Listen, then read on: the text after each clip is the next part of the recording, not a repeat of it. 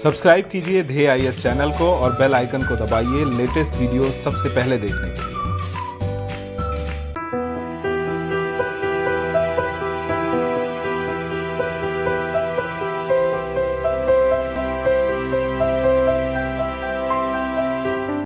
नमस्कार, मैं सुनील वर्मा ध्येय आईएएस टीम की ओर से आपका स्वागत करता हूं ध्येय टीवी पर। हम बात करेंगे डेली करंट अफेयर्स की एक खास सेगमेंट जिसका नाम है साप्ताहिक एमसीक्यू। इसमें हम सप्ताह भर तक जो डेली करंट अफेयर्स के वीडियो आप तक पहुंचाते हैं उसमें कवर किए गए टॉपिक से कुछ एमसीक्यू अर्थात ऑब्जेक्टिव टाइप क्वेश्चंस आपके सामने रखे जाते हैं, जिनको सॉल्व करके आप चेक कर सकते हैं कि आखिर आपकी प्रारंभिक परीक्षा की तैयारी सही डायरेक्शन में आगे बढ़ रही है या नहीं। इसी क्रम को हम आगे बढ़ाते हुए हम बात करेंगे अपने एमसीक्यू अर्थात मल्टी चॉइस क्वेश्चंस पर। जैसे ही आपके स्क्रीन पर प्रश्न कंप्लीट हो और उसके बाद सही से सोच समझकर आप उत्तर दीजिएगा, जल्दीबाजी मत करिएगा, सही उत्तर इंपॉर्टेंट है। आइए हम बात करते हैं अपने प्रश्नों पर। पहला प्रश्न जो आपकी स्क्रीन पर है, इंटरनेशनल एटॉमिक एनर्जी एजेंसी के संबंध में निम्नलिखित कथनों पर विचार करते हुए सही कथनों के विकल्प का चयन करें। पहला कथन जो है, इसका उद्देश्य अर्थात जो एजेंसी बताई गई है इसका उद्देश्य परमाणु ऊर्जा के शांतिपूर्ण उपयोग को बढ़ावा देना और सैन्य उद्देश्य के लिए परमाणु हथियारों के प्रयोग को रोकना है। दूसरा स्टेटमेंट, इसकी स्थापना 1957 में एक अंतर्राष्ट्रीय संधि के माध्यम से यूनाइटेड नेशन के द्वारा की गई थी और यह यूनाइटेड नेशन के प्रत्यक्ष नियंत्रण में आता है। दूसरा, यह सुरक्षा परिषद को रिपोर्ट करता है। अगला स्टेटमेंट है, इसका मुख्यालय ऑस्ट्रिया की राजधानी वियना में। सही कथनों के कूट का आपको चयन करना है। एक एक करके कथनों पर विचार कर लेते हैं। तो इंटरनेशनल एटॉमिक एनर्जी एजेंसी, इसका जो मुख्य उद्देश्य है ये सही लिखा हुआ है कि इसका उद्देश्य परमाणु ऊर्जा के शांतिपूर्ण उपयोग को बढ़ावा देना है और किसी भी तरह से जो ये आपके एटॉमिक एनर्जी है इसका परमाणु हथियारों के प्रयोग को रोकना है। ये बिल्कुल सही है। दूसरा जो स्टेटमेंट है कि इसकी स्थापना 1957 में यूनाइटेड नेशन के माध्यम से की गई थी, बिल्कुल सही है। लेकिन यहाँ पे ध्यान दीजिए, एक चीज़ गलत लिख दिया गया है। यह यूनाइटेड नेशन के प्रत्यक्ष नियंत्रण में नहीं आता। यह जरूर है, अपनी रिपोर्ट जो है सुरक्षा परिषद को भी देता है और संयुक्त राष्ट्र महासभा दोनों को रिपोर्ट देता है, लेकिन यह प्रत्यक्ष नियंत्रण में उसके नहीं आता। तो यही थोड़ा सा ये गलत हो गया है। बाकी अगर यह लिखा होता कि इसके प्रत्यक्ष नियंत्रण में नहीं आता तो स्टेटमेंट सही हो जाता, लेकिन चूंकि इसमें लिखा है कि प्रत्यक्ष नियंत्रण में आता, इसके वजह से गलत हो गया। मैंने जब ये टॉपिक किया था तो आपको मैंने इस पर काफ़ी ध्यान देने के लिए बोला था कि ऐसे प्रश्न गलत किए जा सकते हैं। तो इस तरह से यह जो दूसरा स्टेटमेंट है यह गलत है। तीसरा जो कि मैंने आपको बताया, यह सुरक्षा परिषद और जो है कि अब संयुक्त राष्ट्र महासभा दोनों को यह रिपोर्ट करती है, तो बिल्कुल सही है। इसका मुख्यालय वियना में, ये भी सही है। तो हमारे पास देखिए क्या विकल्प मिला कि हमारे जो कथन है दूसरे कथन को छोड़कर बाकी सब सही हैं। तो हमारा जो आंसर हो जाएगा बी 1, 3, 4। आगे बढ़ते हैं अगले प्रश्न पर जो कि आपके स्क्रीन पर है। जापान के संदर्भ में निम्न बिंदुओं पर विचार कीजिए। जापान का 90% भूभाग होकाइडो, सखालिन, शिकोकू तथा क्यूशू द्वीप पर विस्तृत है। यहाँ 70% क्षेत्र पहाड़ी है तथा 13.4% भूमि पर कृषि योग्य है तथा 4.6% भूमि आवास के लिए उपयोग होता है। तीसरा स्टेटमेंट, यहाँ 6,800 से अधिक छोटे द्वीप हैं जिसमें 340 द्वीप ही 1 वर्ग किलोमीटर से बड़े हैं। चौथा स्टेटमेंट, जापान के पश्चिम में जापान सागर, दक्षिण में फिलीपीन सागर, पूर्व में उत्तरी प्रशांत महासागर तथा दक्षिण पूर्व में चीन सागर का विस्तार है। अब देखिए असत्य कथन के आपको कूट का चयन करना है। कीजिए असत्य कथन के कूट का चयन। अब पहले मैं आपको सभी प्रश्न कूट विकल्प दिखा देता हूं तो आप समझ सकते हैं। अब देखिए आपके स्क्रीन पर सभी जो है कि स्टेटमेंट हैं। अगर आपको असत्य कथनों का पता चल गया होगा तो आपके लिए कूट क्या हो जाएगा, आसान हो जाएगा। तो जो पहला स्टेटमेंट है ये क्या है, यही गलत है। इसमें देखिए क्या लिखा है, जापान जो है का 90% भाग जो है होकाइडो, सखालिन, शिकोकू और क्यूशू द्वीप पर विस्तृत। सखालिन तो रूस का भाग है, तो ये इसी की वजह से क्या हो गया, गलत हो गया। दूसरा मैंने आपको जब ये बताया था सेनकाकू द्वीप वाला जो डिस्प्यूट मैंने बताया था, उसमें मैंने कहा था कि जो यह जापान है इसके जो 4 बड़े द्वीप द्वीप हैं होक्काइडो, होन्शु, शिकोकू, क्यूशू, यह जो है कि लगभग 97% भाग को कवर करते हैं। तो कुल मिला के पहला स्टेटमेंट गलत है। दूसरा सही बात है कि यह जो द्वीपीय क्षेत्र है यहाँ पर 70% इसका भाग पहाड़ी है, बिल्कुल सही है। और बहुत कम भाग अर्थात 13.4% भाग पर कृषि की जाती है, कृषि योग्य, ये भी सही है। ये भी सही है कि 6800 से अधिक छोटे द्वीप हैं, जिसमें से 340 द्वीप ऐसे हैं जो 1 वर्ग किलोमीटर से बड़े हों, अर्थात छोटे द्वीपों की संख्या क्या है आपकी ज़्यादा है। तो कुल मिलाकर पहला ही कथन क्या है, असत्य है। तो इसलिए हमें असत्य कथन के कूट का चयन करना है। तो हमारा आंसर क्या हो जाएगा, केवल एक। आगे बढ़ते हैं अगले प्रश्न पर। तो अगला जो प्रश्न है वह है आर्म्स ट्रेड ट्रीटी। तो आर्म्स ट्रेड ट्रीटी के संदर्भ में जो है कि कथन और कारण पर आपको क्या करना है, विचार करना है। चलिए करते हैं। पहला कथन है कि अप्रैल 2019 में अमेरिकी राष्ट्रपति डोनाल्ड ट्रंप ने अपने देश को आर्म ट्रेड ट्रीटी से बाहर कर लिया है, जबकि पूर्व राष्ट्रपति बराक ओबामा ने इसे अपनाया और इसका जो है कि विस्तार के इसके पक्षधर थे। कारण है संधि से बाहर आने का कारण जो है कि दूसरे संविधान संशोधन द्वारा अमेरिका में प्रत्येक व्यक्ति को हथियार रखने के मिले अधिकार का हनन है। उपरोक्त में अब देखिए विकल्प क्या है, उपरोक्त में से सही विकल्प का चयन कीजिए। विकल्प क्या है, कथन और कारण दोनों सही है, लेकिन कारण कथन की सही व्याख्या नहीं करता। दूसरा है कथन और कारण दोनों सही है और कारण कथन की सही व्याख्या भी करता है। अब उसके बाद है कथन सही है लेकिन कारण गलत है, उसके बाद कारण सही लेकिन कथन। तो कुल मिला के इस तरह से हैं। अगर आप इनको थोड़ा सा यहाँ पर क्लियर हो जाएंगे तो आंसर क्या हो जाएगा आपका, सही हो जाएगा।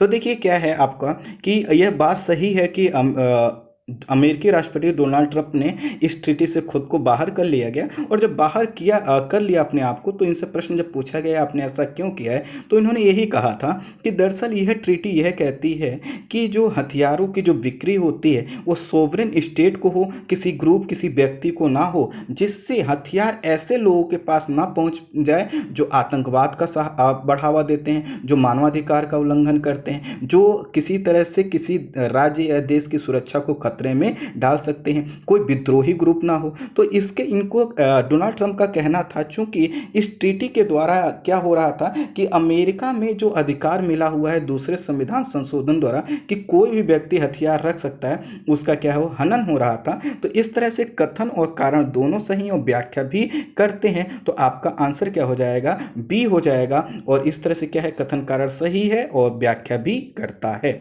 आगे बढ़ते हैं अगले प्रश्न पर। आर्म्स ट्रेड ट्रीटी के संबंध में निम्न बिंदुओं पर विचार कीजिए। करते हैं। इसे 2 अप्रैल वर्ष 2013 को संयुक्त राष्ट्र महासभा ने अपनाया और 14 दिसंबर 2013 से यह लागू किया। स्टेटमेंट दूसरा, अब तक 130 देशों द्वारा इस समझौते पर हस्ताक्षर किया जा चुका है और 113 देशों ने इसे लागू कर दिया है। अगला स्टेटमेंट है, इस संधि का मुख्य उद्देश्य घातक हथियारों को अपराधियों, मानवाधिकार उल्लंघनकर्ताओं तथा संघर्षरत समूहों तक पहुंचने से रोकना है। चौथा है, यह एक बहुपक्षीय अंतर्राष्ट्रीय संधि है जो पारंपरिक हथियारों के अंतर्राष्ट्रीय व्यापार को विनियमित करने के लिए प्रतिबद्ध है। अब आपको देखिए क्या करना है, इसमें से सही विकल्प का आपको क्या करना है, चयन करना है। एक एक करके हम कथनों पर विचार करते हैं। तो देखिए इसमें क्या है, इसको लिखा है पहला स्टेटमेंट कि 2 अप्रैल 2013 को संयुक्त राष्ट्र महासभा ने इसे अपनाया था, यहाँ तक बिल्कुल सही। लेकिन इसमें लिखा है कि 14 दिसंबर 2013 से लागू किया गया। जी नहीं, 24 दिसंबर 2014 से लागू किया गया। अर्थात यह जो है 2013 की जगह अगर 14 लिखा होता तो बिल्कुल ये स्टेटमेंट सही हो जाता। तो पहला कथन क्या हो गया, गलत हो गया। दूसरा आपका है कि अब तक जो है कि 130 द्वारा इस समझौते पर हस्ताक्षर किया जा चुका है और इसे 113 देशों ने क्या कर दिया है, लागू कर दिया है। यह जो स्टेटमेंट है ये भी क्या है, गलत है। बाकी जो ये दो विकल्प हैं क्या है कि आपका कि इस संधि का मुख्य उद्देश्य घातक हथियारों को अपराधियों, मानवाधिकार उल्लंघनकर्ताओं तथा संघर्षरत समूहों तक पहुंचने से रोकना, बिल्कुल सही है। बहुपक्षीय अंतर्राष्ट्रीय संधि बिल्कुल सही है। लेकिन ये जो देशों की संख्या बताई गई है ना, 130 देशों द्वारा हस्ताक्षर और 113 देशों द्वारा लागू कर दिया गया, ये स्टेटमेंट गलत है। तो कुल मिलाकर यह पहला और दूसरा स्टेटमेंट क्या है, गलत है। देखिए मैं ज़्यादा व्याख्या नहीं कर पा रहा हूँ, इस पे सब पे वीडियो ही बने हैं, ज़्यादा व्याख्या करूँगा तो एमसीक्यू हमको कवर करने पड़ेंगे। तो इस तरह से जो आपका आंसर होगा वो होगा सी, 3 और 4 सी विकल्प। आगे बढ़ते हैं। H1B वीजा के संदर्भ में अब हमको क्या करना है, विचार करना है। यह विचार करते हैं। पहला कथन, यह एक अप्रवासी वीजा है जो यूएसए में आव्रजन और राष्ट्रीयता अधिनियम की धारा 101 के सब धारा 20 के तहत दिया जाता है। दूसरा स्टेटमेंट, एक वित्तीय वर्ष में 65,000 विदेशी नागरिकों को रोजगार के लिए तथा 20,000 उच्च शिक्षण संस्थाओं में शिक्षा के लिए यह वीजा दिया जाता है। अगला स्टेटमेंट है, प्रत्येक वर्ष जो है कि 24% वीजा धारक नागरिकता प्राप्त करने के लिए ग्रीन कार्ड का आवेदन करते हैं। अगला स्टेटमेंट है, इसका सर्वाधिक लाभ चीन और भारत के देशों द्वारा उठाया जाता है। उपरोक्त में से असत्य कथनों वाले विकल्प को क्या करना है, हमको चयन करना है। तो एक एक करके हम कथनों का विचार कर लेते हैं, अपने आप असत्य कथन हमको मिल जाए। जो पहला स्टेटमेंट है यही क्या है, गलत है। इसमें देखिए क्या लिखा है, आव्रजन और राष्ट्रीयता अधिनियम की धारा 101 के सब क्लॉज 20 के तहत, नहीं सब क्लोज 20 नहीं हो, सब क्लोज 15 के तहत जो है कि यह वीजा दिया जाता है। तो देखिए मैंने आपको उस समय भी जब ये वीडियो बता रहा था, मैंने बताया था, इस पे मैंने जोर दिया था कि थोड़ा सा भी परिवर्तन अगर हमारा टॉपिक पे कमांड कम होता है तो गलत हो जाता है। तो इस तरह से पहला स्टेटमेंट क्या है, गलत है। बाकी सही है कि 65,000 रोजगार के लिए, 20,000 उच्च शिक्षण संस्थानों के लिए दिया जाता है। 24% H1B वीजा धारक ग्रीन कार्ड के लिए अप्लाई करते हैं, ये भी सही है। और इसका भारत और चीन जैसे देशों द्वारा सबसे ज़्यादा लाभ उठाए, बिल्कुल सही है।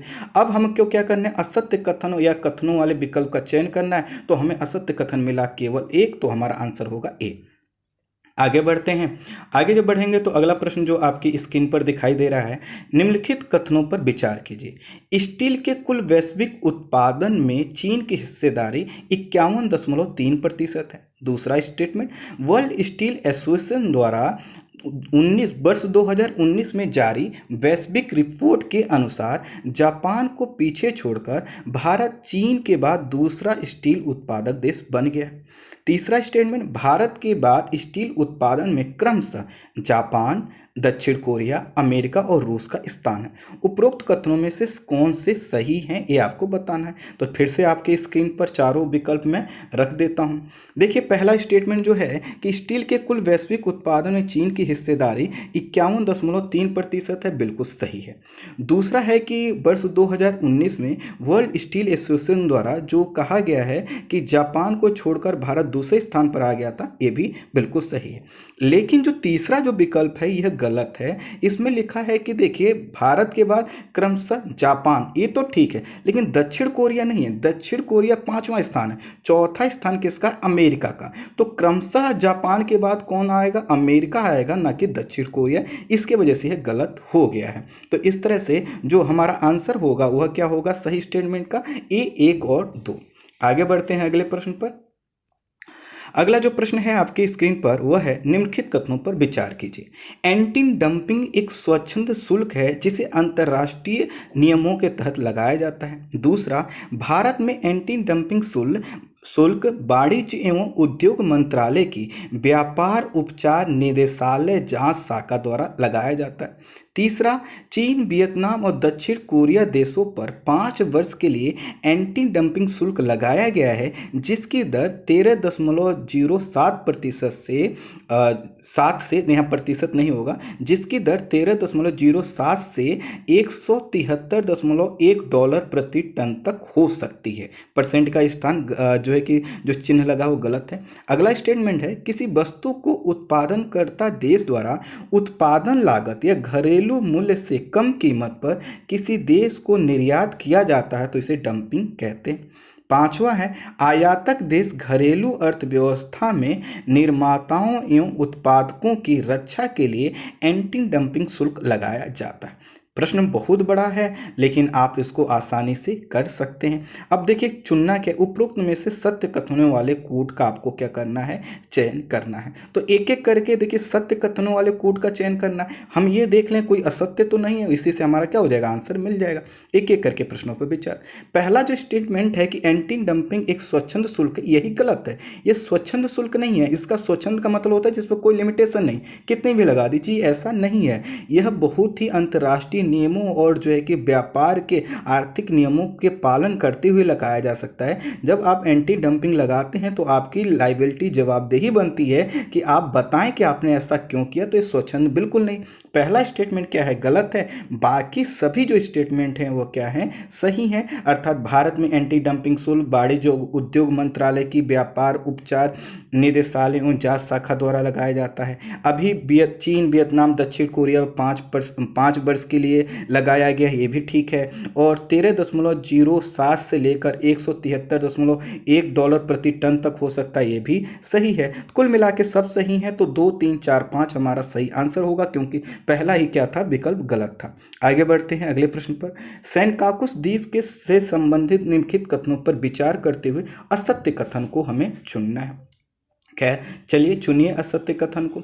असत्य कथन पहला है 1970 में अमेरिका द्वारा जापान को यह द्वीप सौंपा गया था।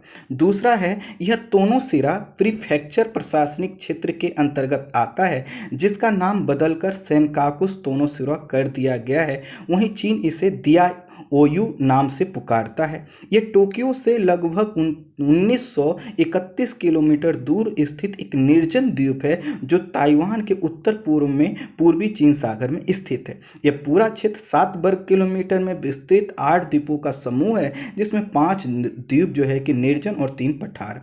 अब आपको क्या करना है, इसमें से कोई एक असत्य कथन है, इसका आपको चयन कर देना है। यह तो काफ़ी क्या है, आपके लिए आसान है, आप इसको कर भी चुके होंगे आई होप। तो देखिए पहला जो है, पहला इसका जो विकल्प है वही क्या है, आपका गलत है। वह इस वजह से गलत है, इसमें लिखा है कि 1970 में अमेरिका द्वारा जापान को ये सौंपा गया। जी नहीं, ये इस समय नहीं सौंपा गया था, ये 1972 में सौंपा गया था। तो पहला 1970 लिख दिया गया है, तो इसी की वजह से क्या हो गया, गलत हो गया।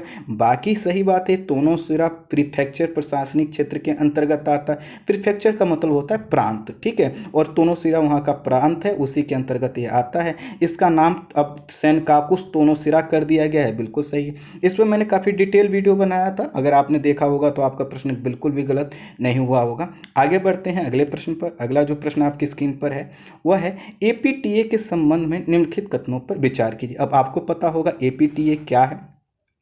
पहला स्टेटमेंट, इसमें सदस्य देश एक दूसरे देशों के सामानों को कम टैरिफ या टैरिफ मुक्त करने का प्रयास करते हैं। दूसरा स्टेटमेंट है बांग्लादेश, चीन, भारत, मंगोलिया, श्रीलंका, लाओस, दक्षिण कोरिया व वियतनाम इसके सदस्य देश हैं। तीसरा है इसके तहत चीन ने बांग्लादेश को लिस्ट डेवलप्ड कंट्रीज मानते हुए चीन को निर्यात होने वाले वस्तुओं पर 97% टैरिफ छूट की घोषणा की है। चौथा स्टेटमेंट है बांग्लादेश पहले से ही 3095 वस्तुओं पर छूट प्राप्त कर रहा था, जो अब बढ़कर 8256 हो जाएगी। अब उपरोक्त कथनों में से कौन कौन से सही हैं ये आपको बताना है। आपके पास देखिए, अब आपको फिर से मैं विकल्प दिखा देता हूं, अगर कोई इसमें असत्य कथन मिल जाएगा तो उसको अलग कर दीजिएगा, बाकी सब सही है। तो देखिए पहला इसमें जो है कि ये सही बात है कि जो एपीटी ये है, ये जो एशिया प्रशांत एशिया पैसिफिक एशिया प्रशांत ट्रेड एग्रीमेंट का हिस्सा है, इसी को हम एपीटीए के नाम से बोलते हैं। तो इसमें जो पहला है कि इसमें जो है कि सदस्य देशों के बीच कम टैरिफ या टैरिफ मुक्त करने का प्रयास किया जाता है, बिल्कुल सही है। दूसरा ही गलत है, इसमें देखिए मंगोलिया को भी शामिल कर दिया गया, मंगोलिया भी शामिल इसमें नहीं हो पाया, इसलिए दूसरा गलत है। बाकी जो है कि तीसरा स्टेटमेंट सही है कि अभी जो है कि चीन ने अपनी उदारता दिखाते हुए, उदारता क्या दिखाते हुए, इस पर यह कहिए कि इन्होंने जो है कि एक चालाकी करते हुए बांग्लादेश को फांसने का प्रयास किया है। इसके तहत इन्होंने 97% टैरिफ छूट की घोषणा की है और आने वाले समय में 8256 वस्तुओं को टैरिफ मुक्त यहाँ से मान लिया जाएगा, तो ये सही है। तो इस तरह से दूसरे स्टेटमेंट को छोड़कर 1, 3 जो है 4 जो हमारा विकल्प है सी, वह क्या है, सही आंसर है। आगे बढ़ते हैं। दक्षिण चीन सागर में स्थित द्वीपों पर अधिकारों को लेकर देशों के मध्य विवाद है। सूची 1 को सूची 2 के साथ सुमेलित कीजिए। ये बहुत कठिन प्रश्न है, बहुत ही कठिन, इसलिए आप इसको मिला लीजिएगा। मैं आपको आंसर इसका बता देता हूँ। आपकी स्क्रीन पर प्रश्न को रोक कर मिलाइएगा आराम से। इसका जो आंसर है वो बी है, और जो है कि 1 को मिलाया जाएगा 1 से, बी को 2 से, सी को 3 से और 4 को 4। तो आप इसको मिला लीजिएगा, आपको समझ में आ जाएगा कि कौन क्या विवाद है। देखिए, एक तरफ द्वीपों का नाम लिखा हुआ है, एक तरफ देशों का नाम लिखा है, तो इसको आपको मिला लेना है, तो आप मिला लीजिएगा इसको। और इसका जो आंसर है बी है, मैंने बता दिया, और बी ऑप्शन आपको सही करना है। खैर, आगे बढ़ते हैं, जिस पर थोड़ा सा बातचीत की जा सके।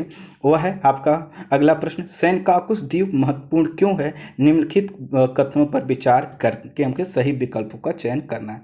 चलिए अब देखते हैं। पहला स्टेटमेंट, यह द्वीपीय समूह और तटीय क्षेत्र दुनिया के सबसे संपन्न फिशिंग ग्राउंड में से एक है, जो बढ़ती खाद्य जरूरतों के अनुसार महत्वपूर्ण है। आपको पता होगा, द्वीप के समीपवर्ती क्षेत्र में बड़ी मात्रा में प्राकृतिक गैस और तेल मिलने की संभावना है। तीसरा स्टेटमेंट, पूर्वी चीन सागर में उपस्थिति को मजबूत करने के लिए इस पर अधिकार होना महत्वपूर्ण है।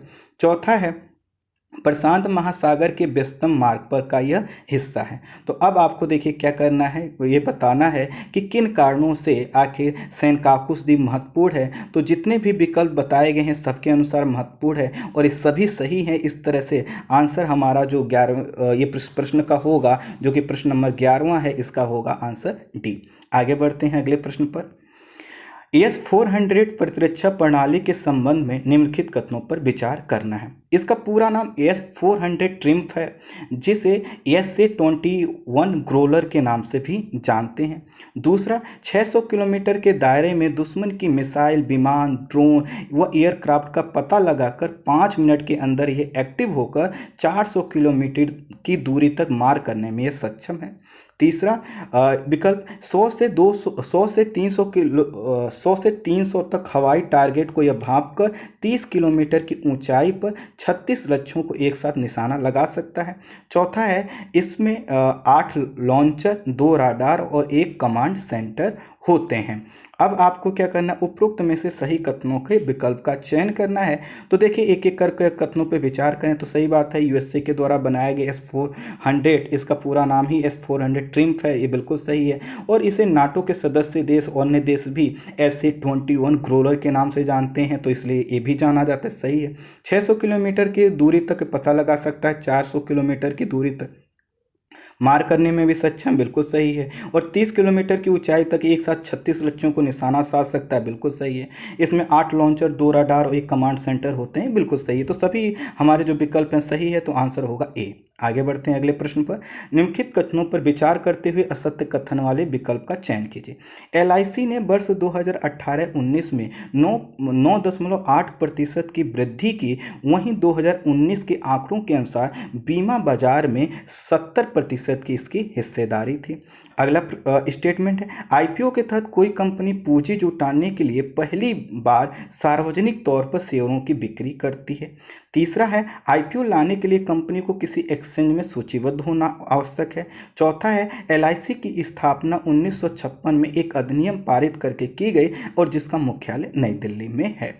अब आगे एक एक करके अगर हम इनको देखें, प्रश्नों पर विचार करें, तो जो पहला आपका विकल्प है कि इसमें लिखा है कि LIC ने 2018-19 में 9.8% की वार्षिक वृद्धि की, अर्थात प्रॉफिट कमाए, बिल्कुल सही है। लेकिन इसमें जो लिखा है ना कि बीमा बाजार में 70% हिस्सेदारी जी थी, नहीं 70 नहीं थी, 74% थी, अर्थात जो कंडीशन बताई इससे अच्छी थी। तो इस तरह से अगर यहाँ पे 74% होता, 70 की जगह, तो ज़्यादा ठीक होता, इसलिए हम इस स्टेटमेंट को गलत करते हैं। वहीं दूसरा जो स्टेटमेंट है कि IPO के तहत कोई कंपनी जो है कि पहली बार जब पैसा जुटाना चाहती है तो IPO अर्थात इनिशियल पब्लिक ऑफर जारी करती है, बिल्कुल सही है। और तीसरा जो स्टेटमेंट है ये भी सही है कि IPO जारी करने के लिए कंपनी को सूचीबद्ध होना पड़ता है, जैसे LIC अभी सूचीबद्ध होगी, कुछ समय पहले IRCTC का आपने देखा, तो ये बिल्कुल सही है। चौथा जो स्टेटमेंट है इसका मुख्यालय नई दिल्ली में, जी नहीं, मुंबई में है इसका मुख्यालय। तो इस तरह से हमारा जो पहला और चौथा विकल्प था वो गलत हो गया, हमें चुनना था सही कथन वाले विकल्प को चुनना था, तो आंसर होगा हम लोगों का वह था आपका 2 और 3, अर्थात आंसर सी होगा। आगे बढ़ते हैं अगले प्रश्न पर। अमेरिकी विदेश मंत्री माइक पोम्पियो ने चीन को रोग स्टेट के रूप में संबोधित किया, इसके कारण बताए। क्या क्या कारण बताए? चीन द्वारा ऑस्ट्रेलिया पर किए गए साइबर अटैक को, कोरोना वायरस के संबंध में जानकारी छुपाना, चीन के उइगर मुस्लिम समुदाय के मानवाधिकारों का हनन करना, भारत और दक्षिणी चीन सागर में पड़ोसी देशों के साथ सीमा तनाव।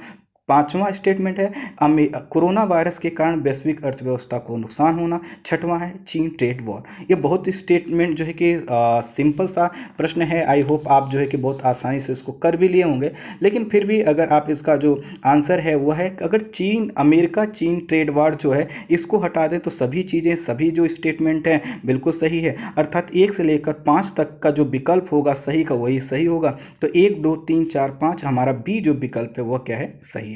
अब इस पे इसमें बात नहीं करेंगे कि उन्होंने ऐसा कहा था, ये बिल्कुल सही है।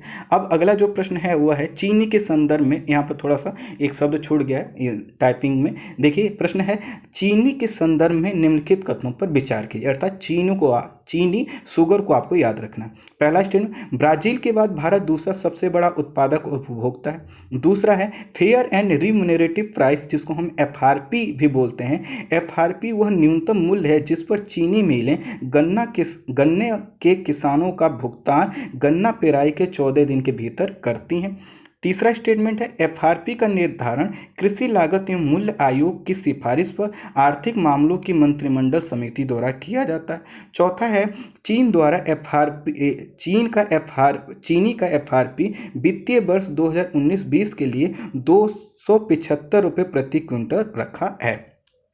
अब आपको इसमें से क्या करना है? इसमें सही कथनों वाले विकल्प का चयन करना है। तो इसका देखिए सही कथनों वाले एक एक करके हम बात करें तो जो पहला कथन ये गलत है। इसमें लिखा है कि ब्राजील के बाद भारत दूसरा सबसे बड़ा उत्पादक। यहाँ तक तो सही है, लेकिन शब्द क्या है? दूसरा सबसे बड़ा उत्पादक और उपभोक्ता नहीं, पहला उपभोक्ता है, सबसे बड़ा उपभोक्ता है। तो इस तरह से हम सबसे बड़े उपभोक्ता हैं लेकिन उत्पादक दूसरे पे हैं। तो ये पहला जो स्टेटमेंट है इसकी लैंग्वेज को आप पढ़िए तो ये क्या है? अपने आप में गलत है। बाकी एफआरपी के जो है कि न्यूनतम मूल्य होता है जिस पे चीनी मिलों को भुगतान करना होता है, 14 दिन के अंदर करना होता है, ये बिल्कुल सही है। और बाकी जो विकल्प है कि इसका कृषि और मूल्य लागत आयोग द्वारा निर्धारित किया जाता है, ये भी सही है।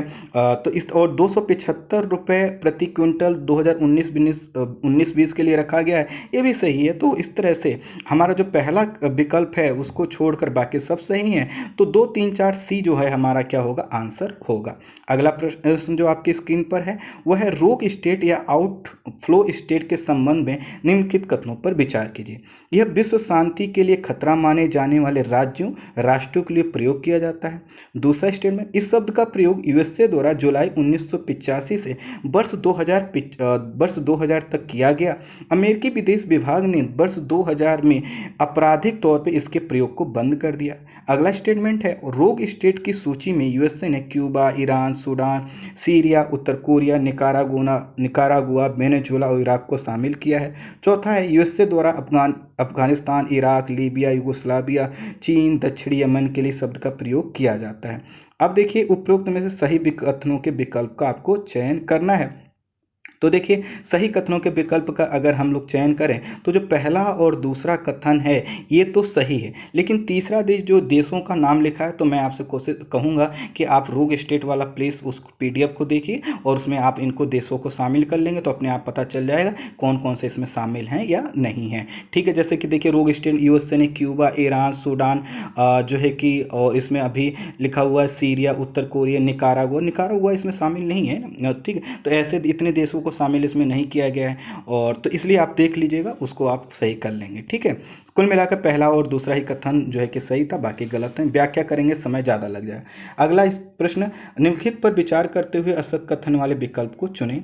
अगला कथन जो है कि क्या है? डेप्सांग प्लेन काराकोरम दर्रा जो है कि डेप्सांग प्लेन काराकोरम दर्रा के समीप स्थित है। अर्थात इसको आसान शब्दों में कहूँ तो ये कहना चाहता है स्टेट में डेप्सांग प्लेन जो है कि काराकोरम दर्रा के बिल्कुल समीप स्थित है या पास में स्थित है।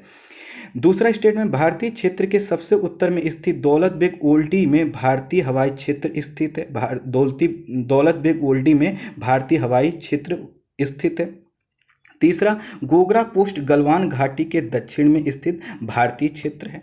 अब आपको क्या करना है, असत्य कथन वाले विकल्प का चयन करना है। तो देख लीजिए कि डेप्सांग प्लेन कराकोरम दर्रा के समीप स्थित है, यहीं पास में ही दौलत बेग ओल्डी है जो कि भारतीय हवाई क्षेत्र का सबसे उत्तरी भाग है, और यहाँ पे वह क्षेत्र है दौलत बेग ओल्डे जहाँ पर हम सबसे उत्तर में जाके अपनी सेना को यहाँ पर उतार सकते हैं और यहाँ से फिर गलवान घाटी या गोगरा पोस्ट भेज सकते हैं। और गोगरा पोस्ट गलवान घाटी के दक्षिण में स्थित है और जो है कि यहीं पर जो फिंगर्स हैं, फिंगर्स के पास में यह स्थित है। तो इस तरह से ये जो स्टेटमेंट है सभी जो है कि सही हैं। तो हमें चुनना है असत्य कथन, तो कोई भी असत्य कथन नहीं होगा, आंसर होगा हमारा डी।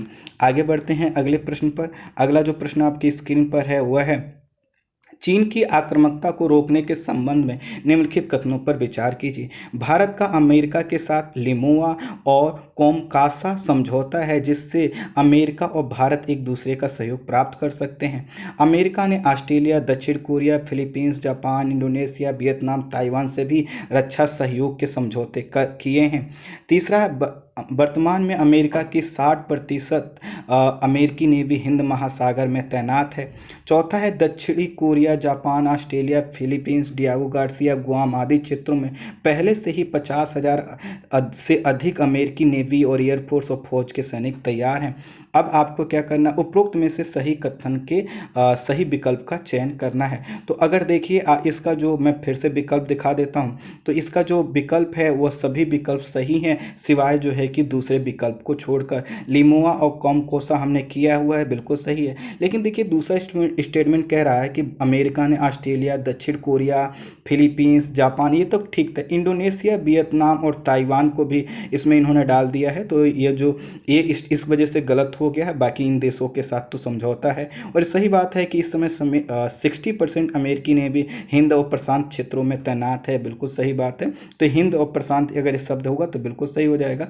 तो अगर हम इस तीसरे में अमेरिका 60% अमेरिकी नेवी हिंद प्रशांत क्षेत्र में तैनात कर लें तो इस तरह से हमारा तीसरा स्टेटमेंट भी सही हो जाएगा। और 50,000 से अधिक जो है कि हम अभी अमेरिकी सेना और फौज यहाँ पर है, बिल्कुल सही है। तो इस तरह से 1, 3, 4 जो है कि क्या हो जाएगा, यह आंसर हो जाएगा और हमारा विकल्प होगा सी। अगला प्रश्न जो कि आपकी स्क्रीन पर वह देख लेते हैं, वह है असम में बाढ़ आने का मुख्य कारण है। अगला प्रश्न जो स्क्रीन पर आपके, असम में बाढ़ आने का मुख्य कारण है पूर्व में नागालैंड, दक्षिण में मेघालय, त्रिपुरा, मिजोरम, मणिपुर की उच्च भूमि क्षेत्र का होना, ब्रह्मपुत्र एवं उसकी कुल 35 सहायक नदियों द्वारा लाया गया अवसाद व जल, नदियों का प्रवाह भूकंप प्रभावित क्षेत्र से होने के कारण नदियों के मार्ग में परिवर्तन होना, चौथा है जनसंख्या वृद्धि, पेड़ों की कटाई और नदी क्षेत्र का अतिक्रमण।